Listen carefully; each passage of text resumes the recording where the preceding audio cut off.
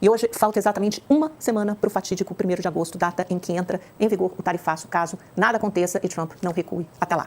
Ontem ficou claro que há duas estratégias no governo Lula para lidar com o tarifaço. Uma da porta para dentro, no nível técnico e diplomático, e outra da porta para fora. Geraldo Alckmin informou à imprensa que conversou no sábado por 50 minutos com o secretário de Comércio americano, Howard Lutnick, que é próximo a Trump e alguém do primeiro escalão. Ele não informou o teor da conversa, mas, segundo apurei, o Brasil já havia pedido, em outras reuniões técnicas, o adiamento da entrada em vigor da tarifa de 50% e, desde já, a exclusão de setores sensíveis, como suco de laranja, café, frutas, pescados e a Embraer. Eu já contei isso aqui no UOL em uma coluna na quarta-feira. As negociações estão acontecendo em nível técnico, empresarial e político. As técnicas são negociações de bastidores, que o governo até então não tinha interesse em divulgar à mídia. Nem os próprios empresários e entidades setoriais que se reuniram com Alckmin nos últimos dias foram informados. Mas o próprio ministro Haddad disse no começo da semana que o Brasil nunca deixou a mesa de negociação, e ele está certo. Segundo o embaixador, a parte das conversas não se negocia pela mídia, exige cautela e trabalho de bastidor. Não sabemos se o pedido de Alckmin resultará em adiamento ou exclusão de alguns setores do tarifaço, mas as cartas estão sobre a mesa e o canal, por mais que não seja um canal direto com a Casa Branca, existe e foi aberto desde abril, com mais de 10 reuniões de alto escalão, quando o Brasil ainda estava no piso debaixo das tarifas, os 10%.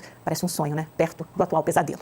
Já no fronte político, quanto mais alta e alardeada for a crítica, melhor. Dos dois lados. Lula disse ontem que Trump não quer conversar e ainda ironizou. Se ele estiver trocando, vai tomar um 6, que é uma referência a um suposto blefe e deixa no ar a possibilidade de Lula retaliar. O que vai na contramão do que os setores e negociadores pedem. Se o Lula adotar a lei da reciprocidade, com medidas tarifárias ou não tarifárias, algumas citadas são quebra de patente de medicamentos, taxação de audiovisual ou então a taxação das big techs, a crise pode escalar ainda mais. E como se não bastasse, voltou a chamar Trump de imperador do mundo. É a opção pela popularidade. O discurso nacionalista anti-americano tem colhido apoio na sociedade. Até quando não se sabe. Primeiro, porque o discurso naturalmente se esgarça e segundo, porque os efeitos econômicos virão e são amargos. Nos Estados Unidos foi o sub que criticou Alexandre de Moraes em um post nas redes sociais, que foi replicado na rede oficial da Embaixada Americana no Brasil. Isso já tem se tornado uma prática comum. O subsecretário de Diplomacia Pública, o Darren Beatty, afirmou que o ministro Alexandre é o coração pulsante do complexo de perseguição e censura contra Jair Bolsonaro.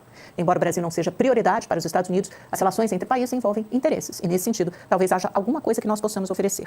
O encarregado de negócios da Embaixada Americana aqui no Brasil, Gabriel Escobar, disse ao setor de mineração que os Estados Unidos têm interesse nos nossos minerais críticos, lítio, nióbio, terras raras. Há muitas vias para negociar. Basta os líderes políticos baixarem as armas e sentarem à mesa. E parece que isso é o mais difícil até agora, o imbróglio, as amarras políticas de ambos os lados, Brasil e Estados Unidos. Vamos repassar o que foi dito ontem pelas nossas autoridades públicas e que é de suma importância, a começar pelo vice-presidente Geraldo Alckmin. Conversamos com o governo norte-americano. Nós tivemos uma conversa com o secretário de Comércio, Howard Lutnick, uma conversa até longa, que entendo importante, colocando todos os pontos e destacando o interesse do Brasil na negociação. Olha, numa conversa longa de 50 minutos que o Alckmin fez questão de informar a mídia, mas que ele havia tido no sábado e só nos contou na quinta-feira, é obviamente que você não fica só falando de flores e paisagem, há uma negociação efetiva. O Brasil oferece coisas, põe certos assuntos sobre a mesa e é muito possível que tenha sido nessa esteira que eu informei a vocês. Exclusão imediata dos setores mais sensíveis, que têm mais a sofrer com o tarifaço e o pedido para que essa tarifa não entre em vigor em 1º de agosto, até porque não há tempo hábil para negociar. O Lula também falou ontem num evento com um tom bastante político e inflamado. Se nós não demos a resposta dia 1º, ele vai taxar o nosso comércio em 50%. Contar uma conta para vocês. Eu não sou mineiro, mas eu sou bom de truco. E se ele estiver trucando, ele vai tomar um 6.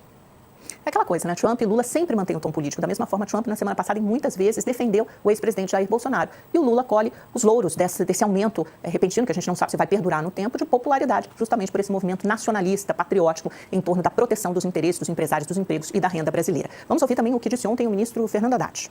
Mas essas pessoas deviam se mobilizar junto ao Bolsonaro para que o Paulo Figueiredo, o Eduardo Bolsonaro, parem de militar contra o Brasil, parem de militar contra as negociações, porque eles estão atrapalhando o Brasil. O plano de contingência que você mencionou está pronto e foi apresentado. Segunda-feira, a partir de segunda-feira, nós vamos preparar a apresentação para o presidente da República.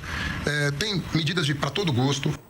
Veja aí, a gente tem as duas partes desse plano. Um em nível técnico, que é a negociação encabeçada por Alckmin com os Estados Unidos, uma negociação técnica, racional e séria com a contraparte americana. E, por outro lado, a estratégia política do Lula, que é de antagonizar com o Trump, e do Haddad de colocar a pecha de responsabilidade na família Bolsonaro. O pessoal da TV está de volta com a gente. Eu estava terminando um raciocínio sobre as vertentes técnica e política de negociação do Brasil para impedir o tarifaço dos Estados Unidos. E essa política representada também tem um braço que aponta para Eduardo Bolsonaro, para a família Bolsonaro, como os grandes responsáveis por trazer esse tarifaço que vai provocar, caso entre em vigor, uma perda enorme de renda, emprego, investimento e perdas setoriais muito graves para diversos segmentos da nossa economia. Vamos dar uma olhada em como estão operando as bolsas na manhã dessa sexta-feira. Olha só, a Ásia, que tinha subido muito nos últimos dias, depois do acordo anunciado com o Japão e Estados Unidos, uma tarifa de 15%, sem dúvida uma vitória depois da derrota amarga que o primeiro-ministro teve, a derrota eleitoral no fim de semana, né, em que ele perdeu a maioria que tinha na Câmara Alta, no Senado japonês. Tóquio caiu 0,84, Hong Kong 1,09, China 0,33.